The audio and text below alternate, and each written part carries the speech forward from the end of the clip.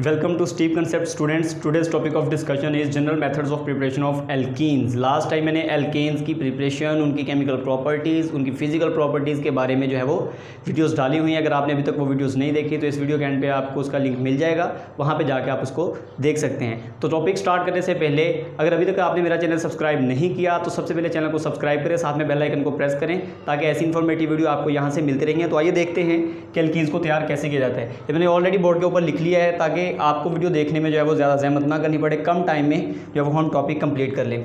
तो हम 5 मेथड्स पढ़ेंगे alkenes को तैयार करने के। सबसे पहला मेथड हमारा है डिहाइड्रोहेलोजिनेशन ऑफ अल्काइल हैलाइड्स। दूसरे नंबर पे हम देखेंगे dehydration of alcohol and then dehalogenation of vicinal dihalide and partial hydrogenation of alkynes and finally from Kolbe's method. ठीक है, कोब्स मेथड के जरिए alkene को तैयार करने का जो है वो तरीका हम देखेंगे एंड पे। सबसे पहले जी dehydrohalogenation of alkyl halide. Alkyl halide कहते हैं जिनमें अल्काइल ग्रुप के साथ जो है वो कोई हैलोजिन जो है वो आगे जुड़ जाए, जैसे क्लोरीन, फ्लोरीन, ब्रोमीन वगैरह कुछ भी। ठीक है, उसकी हमने करवानी क्या है, डिहाइड्रोहेलोजिनेशन। डी का मतलब है रिमूवल, हाइड्रो का मतलब हाइड्रोजन का और हेलोजिनेशन मतलब हेलोजिन का, यानी साइमल्टेनियसली हमने क्या करना है, हाइड्रोजन और हेलोजिन का रिमूवल करवाना है अल्काइल हैलाइड से।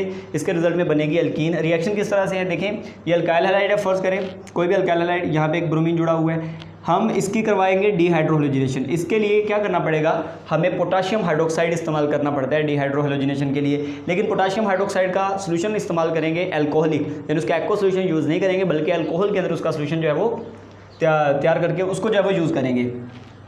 होता कैसे रिएक्शन देखें, पोटाशियम जो है वो यहाँ से एक ब्रोमीन लेते हैं, ये पोटाशियम यहाँ से ब्रोमीन लेगा, ब्रोमीन लेके बना देगा KBr। ठीक है, पोटाशियम ब्रोमाइड में बन जाएगा। और यहाँ पे जो CH2 है, इसको मैं जरा एक जो है वो इसका H जो है वो मैं नीचे लिख लेता हूँ। तो क्या होगा, ये H और यहाँ से OH मिलके बना देगा H2O, यहाँ से पानी बन जाएगा। ठीक है, ये हेलोजन भी रिमूव हो गई और हाइड्रोजन भी रिमूव हो गई, तो हम कह सकते हैं ये डिहाइड्रोहेलोजिनेशन होगी। फिर क्या होगा, इन दो कार्बन एटम से एक एक ग्रुप निकल गया, इनका एक एक बॉन्ड कम हो गया, तो ये आपस में डबल बॉन्ड बना लेंगे, तो ये इनके दरमियान डबल बॉन्ड बन जाएगा। और ये डबल बॉन्ड वाली क्या है, ये एल्कीन है। ठीक है, तो एल्कीन तैयार हो गई इस रिएक्शन के रिजल्ट में। ये जनरल रिएक्शन था, ये स्पेसिफिक है। यहाँ पे है इथाइल ब्रोमाइड, इतना ग्रुप है इथाइल और ये ब्रोमाइड। पोटाशियम हाइड्रोक्साइड और अल्कोहलिक लेके जब इसमें डालेंगे तो क्या होगा, KBr बन जाएगा, यहाँ से पोटाशियम Br लेके KBr बना देगी, और ये वाला OH, और यहाँ से अगेन जैसे पहले निकला था H, यहाँ से एक H निकलेगा तो H एंड OH मिलकर बना देंगे H2O। फिर ये दोनों CH2 ग्रुप, इनके पास एक ही ऑप्शन है अपनी बैलेंसी पूरी करने का कि आपस में डबल बॉन्ड बना लें। तो इस तरह से क्या होता है, इनके दरमियान डबल बॉन्ड बन जाता है और एल्कीन, अगेन एल्कीन तैयार होगी। और इस एल्कीन का नाम क्या है, इसका नाम है इथीन। इथीन जो है वो तैयार हो गई।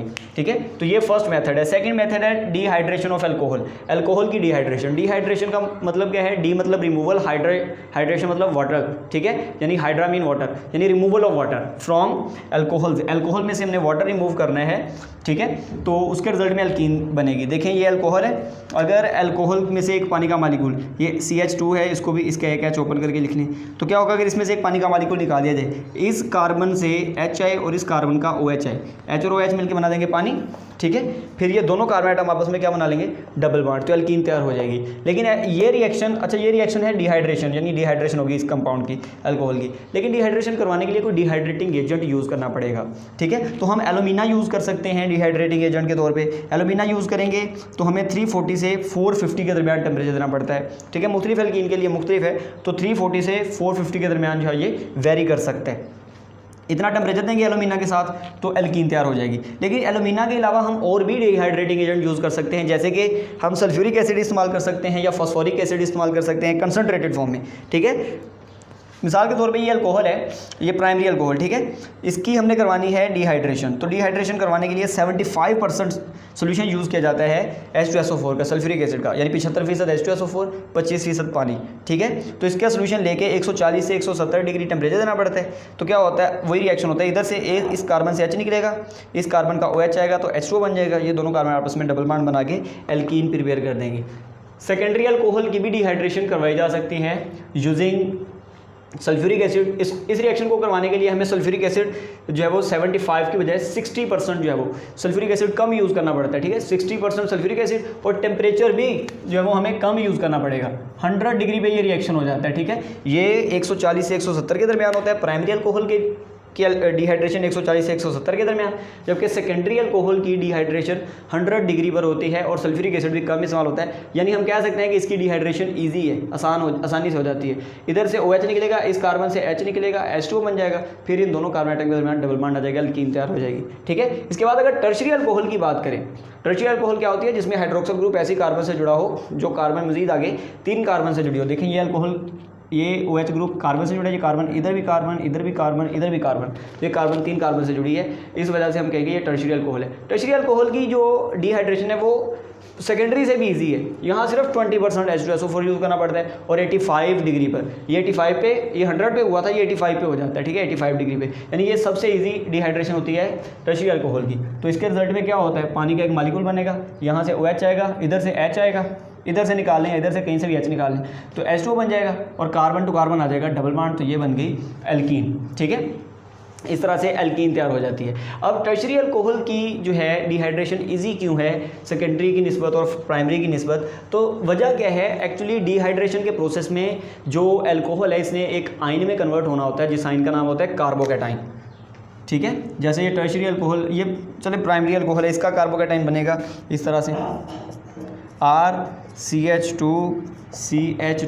इसका OH निकल जाएगा, OH निकलने पे कार्बन पे आएगा पॉजिटिव चार्ज, ये बनेगा कार्बोकैटाइन। ये कार्बोकैटाइन प्राइमरी अल्कोहल का इतना ज़्यादा स्टेबल नहीं होता, सेकेंडरी अल्कोहल का कार्बोकैटाइन ज़्यादा स्टेबल होगा, क्योंकि यहाँ पर जब कार्बन पे आएगा पॉजिटिव चार्ज, ये वाला मिथाइल ग्रुप और इधर वाला जो भी अल्काइल ग्रुप होगा, दोनों इलेक्ट्रॉन, जो अल्काइल ग्रुप होते हैं इलेक्ट्रॉन डोनेटिंग ग्रुप होते हैं, इलेक्ट्रॉन यानी ये यहाँ पर जो बांड के इलेक्ट्रॉन है ये इस कार्बन की तरफ धक्का लगाएंगे। ठीक है, जब धक्का लगाएंगे तो उसका पॉजिटिव चार्ज इलेक्ट्रॉन के नेगेटिव चार्ज की वजह से काउंटर बैलेंस हो जाएगा, जिसकी वजह से स्टेबिलिटी आ जाएगी सेकेंडरी अल्कोहल में। प्राइमरी अल्कोहल में कम स्टेबिलिटी आएगी क्योंकि इलेक्ट्रॉन डोनेटिंग ग्रुप एक ही है, सेकेंडरी अल्कोहल में ज़्यादा आएगी प्राइमरी की निस्बत, क्योंकि इलेक्ट्रॉन डोनेटिंग ग्रुप 2 हो गए हैं। ठीक है, कार्बोकैटाइन जब बनेगा तो स्टेबल बनेगा, क्योंकि टर्शियरी में सबसे ज़्यादा स्टेबल कार्बोकैटाइन बनेगा।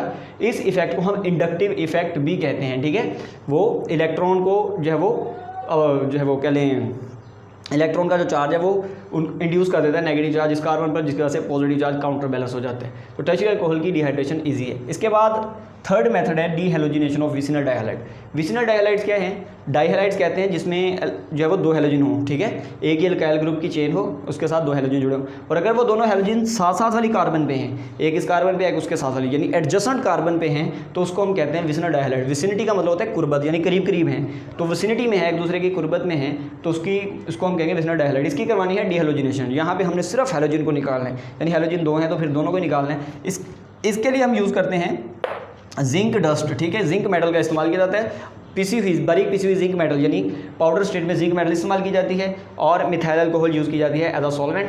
क्या होगा? जिंक डस्ट रिएक्ट करेगी, यहाँ से एक हैलोजन और एक हैलोजन यहाँ से निकाल के ZnX2 यानी जिंक हैलाइड बना देगी, दोनों कार्बन आइटम के दरमियान डबल बॉन्ड आ जाएगा।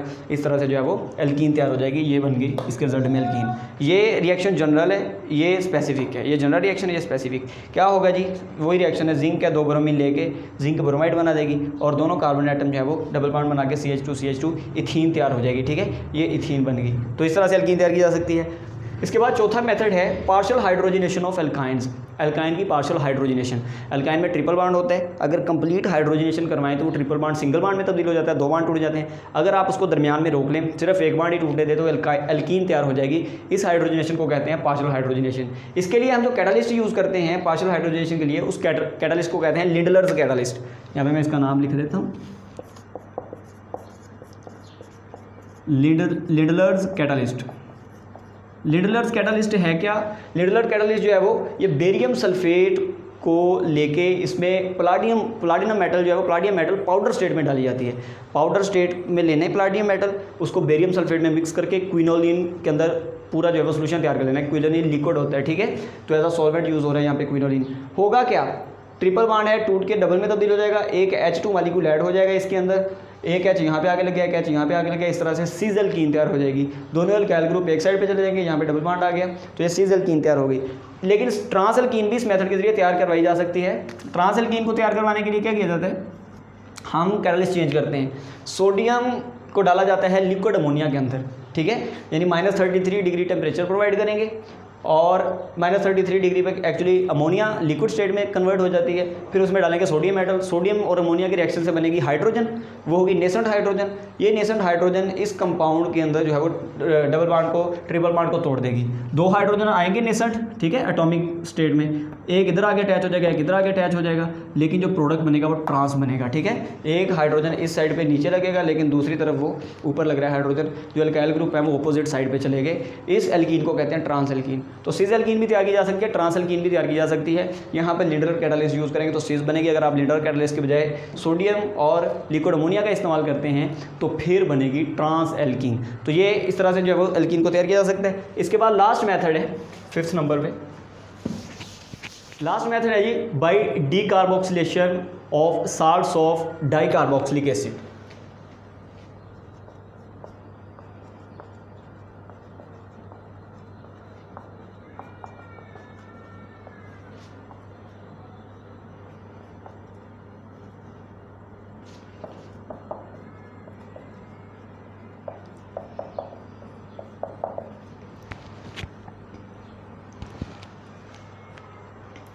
तो 5th मेथड है, फाइनल मेथड, ये हम लास्ट देखने लगे हैं। ये क्या है जी, by decarboxylation of salts of dicarboxylic acid. हमने डाइकार्बोक्सिलिक एसिड का साल्ट लेके उसकी डीकार्बोक्सिलेशन करवानी है, कार्बोक्सिलिक ग्रुप को डिस्ट्रॉय करना है, ठीक है। रिजल्ट में एल्कीन तैयार हो जाएगी। लेकिन कौन सा साल्ट लेंगे, डाइकार्बोक्सिलिक एसिड का, ठीक है। अगर एक COOH ग्रुप हो तो उसको हम कहते हैं कार्बोक्सिलिक एसिड। अगर उसका H निकल जाए, वहाँ पे कोई मेटल लग जाए जैसे सोडियम, तो साल्ट ऑफ कार्बोक्सिलिक एसिड। लेकिन अगर COO ग्रुप जो है वो 2 जुड़े हुए हों एक ही कंपाउंड के अंदर, तो उसको हम कहते हैं डाइकार्बोक्सिलिक एसिड। तो डाइकार्बोक्सिलिक एसिड का साल्ट लेके उसकी करवानी है डीकार्बोक्सिलेशन, रिजल्ट में एल्कीन तैयार हो जाएगी। इस रिएक्शन को कोब्स मेथड भी कहते हैं, कोब्स इलेक्ट्रोलाइटिक मेथड।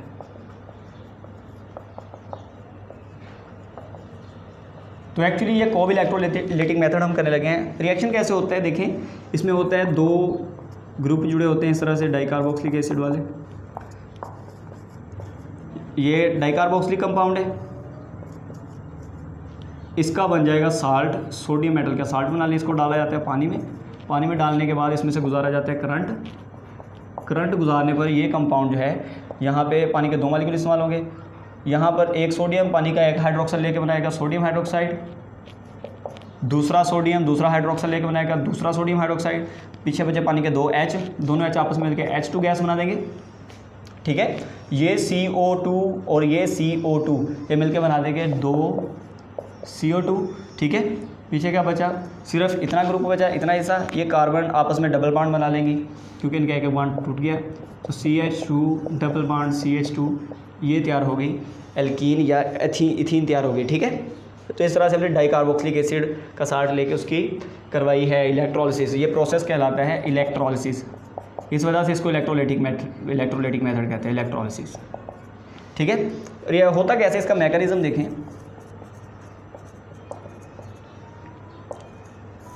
ये जैसे हमने एल्केन की जो है वो इलेक्ट्रोलिसिस करवाई थी, कोब मेथड हमने एल्केन में भी पढ़ा था।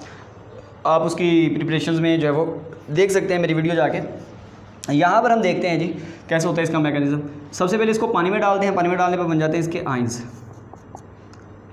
CH2 CH2 COONA COONA। पानी में डालेंगे तो ये COO negative CH2 COO negative, इस तरह से आयंस बन गए। 2 सोडियम आयंस अलग हो गए और जो कार्बोक्सिलेट आयन, जो डाइकार्बोक्सिलेट आयन है वो अलग हो गया, ठीक है। इसके बाद क्या होगा, जब हम इसमें से करंट गुजारेंगे तो ये आयंस डिस्चार्ज होंगे इस तरह से। यानी पहले रिएक्शन लिखते हैं ऐड एनोड, और पे पॉजिटिव चार्ज होता है, वहाँ पे जाएगा negative ion CH2 C double bond negative CH2 C double negative, वहाँ पे जाके डिस्चार्ज हो जाएगा। इसके 2 इलेक्ट्रॉन निकल जाएंगे, 2 इलेक्ट्रॉन निकल के पीछे बनेगा free radical CH2 C double O free radical, ये भी फिल्टर वाला हिस्सा भी फ्री रेडिकल, ठीक है। 2 इलेक्ट्रॉन किसने ले लिए, एनोड खींच लेते हैं, ठीक है। इसमें से ये नेगेटिव चार्ज खत्म हो जाता है, पीछे अपना इलेक्ट्रॉन रह जाता है, तो फ्री रेडिकल बन जाता है। फिर ये जो चीज़ बनी है ये अनस्टेबल है, खुद को स्टेबल करने के लिए क्या होगा,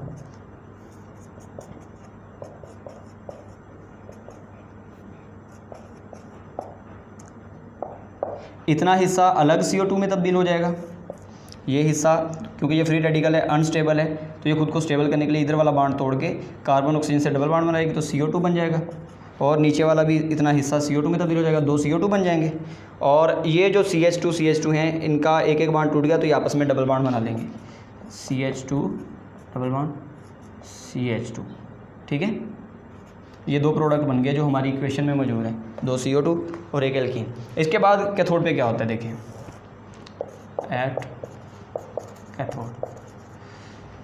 कैथोड पे नेगेटिव चार्ज है, पानी के 2 मॉलिक्यूल जाते हैं कैथोड पे, जो 2 इलेक्ट्रॉन इधर रिलीज़ हुए एनोड पे वो बैटरी में से होकर कैथोड पे पहुंचते हैं, वो दोनों इलेक्ट्रॉन कैथोड पे पहुंचते हैं और वहाँ पर पानी के 2 मॉलिक्यूल उन इलेक्ट्रॉन को पिक करते हैं, पानी के जो H पॉजिटिव इलेक्ट्रॉन को लेके H2 में तब्दील हो जाते हैं 2H, और पीछे रह जाते हैं 2 OH नेगेटिव, 2 हाइड्रोक्सल ग्रुप रह जाते हैं सिर्फ पानी के। फिर ये जो 2 हाइड्रोक्सल ग्रुप है जो यहाँ पे 2 सोडियम बने थे, इन सोडियम के साथ अटैच हो जाते हैं,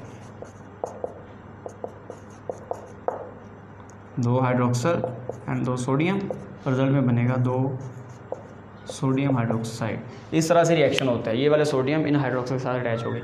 अब आप अगर मैकेनिज्म में देखें तो रिएक्शन कंप्लीट हो चुका है बिल्कुल, 2 सोडियम हाइड्रोक्साइड बने हैं तो इधर भी 2 सोडियम हाइड्रोक्साइड बने थे, H2 का एक मॉलिक्यूल बना है, इधर भी H2 का एक मॉलिक्यूल बना था। अच्छा, ये जो साथ में चीज़ें बन रही हैं जैसे 2OH नेगेटिव, ये कौन सा स्टेबल चीज़ें हैं तो इनको नहीं हम लिखेंगे रिएक्शन में, ठीक है। वैसे भी ये इधर बना और इधर यूज़ हो गया, ठीक है, बन रहा है यूज़ हो रहा है, ये सिर्फ बन रहा है यूज़ कहीं नहीं हो रहा, तो ये प्रोडक्ट्स हैं जो स्टेबल हैं, ठीक है। फिर 2 CO2 के मॉलिक्यूल हैं यहाँ पर, ये भी 2 CO2 के मॉलिक्यूल, एक एल्कीन का मॉलिक्यूल, तो एक एल्कीन का मॉलिक्यूल जो है वो तैयार हो गया, ये बनी है इथीन।